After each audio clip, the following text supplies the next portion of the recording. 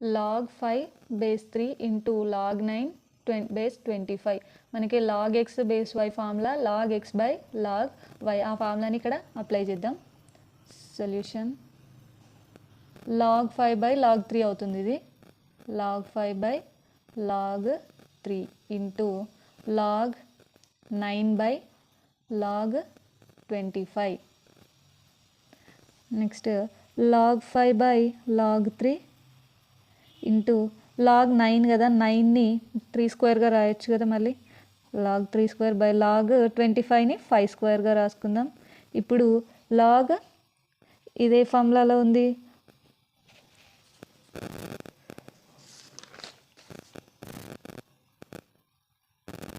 log a power m ఉంది, m into log a అవుతుంది. So log 5 by log 3 into 2 into log 3 అవుతుంది. ఇది ఈ 2 ముందుకు వస్తుంది, నెక్స్ట్ ఈ 2 ముందుకు వస్తే 2 log 5 అవుతుంది. ఇప్పుడు log 3 by 5 log 3 by 5ని కామన్ దిద్దాం. ఈ 2 క్యాన్సిల్ అయిపోతుంది.